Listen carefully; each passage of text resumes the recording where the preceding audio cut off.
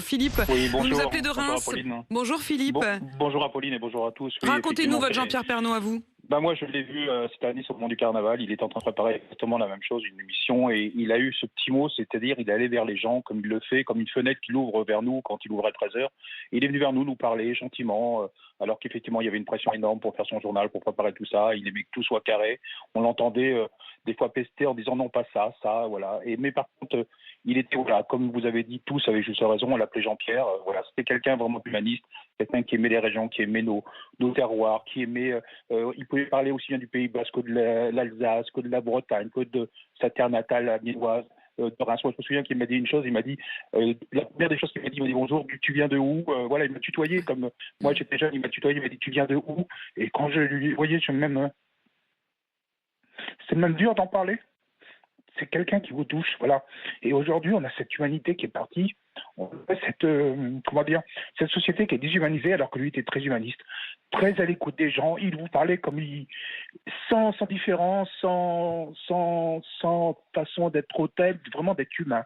Et c'est quelque chose qui vous touche. Hier, j'ai parlé à mes enfants, j'ai dit, vous voyez, je me souviens toujours de son émission quand il a fait Tchernobyl. Ça m'avait marqué parce que moi, c'était juste avant mon anniversaire, 2 jours avant, le 26 avril 99. Ouais. Je venais juste d'avoir 20 ans. 89, je veux dire, je venais juste d'avoir 20 ans, et il me marquait, et on est tous, il représente une personne qui, moi, me fait penser à mon père qui était directeur de personnage, voilà, qui est à la mort du Ventura, il me fait penser à lui, voilà, quelqu'un qui était très proche des gens, qui était capable d'avoir une grande distinction, mais d'être toujours à proximité des gens. On pouvait lui serrer la main, on pouvait lui parler, on pouvait partir, c'était presque un copain, il faisait partie intégrante de nos familles à 13 heures, et c'est vrai que, voilà, j'en ai les larmes aux yeux quand j'en parle, parce que c'est quelqu'un qui nous manque. Je le comprends et j'entends les larmes dans votre voix. Philippe, en fait, on est tous touchés ce matin.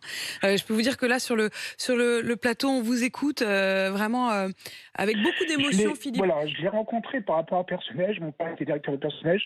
J'ai eu la chance de rencontrer des gens comme Odette Ventura, comme Jean-Claude Brialy, comme des gens comme Noiret, comme des gens comme ça par le fait de la profession de mon père à ce moment-là, en 89, quand il a pris la présidence à la mort de Lino.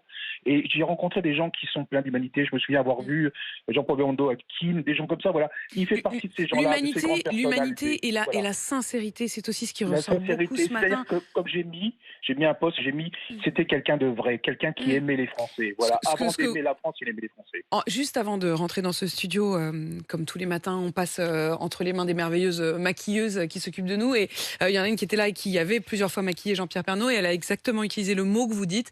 Elle m'a dit, c'était vraiment quelqu'un de vrai. Et c'est ce mot.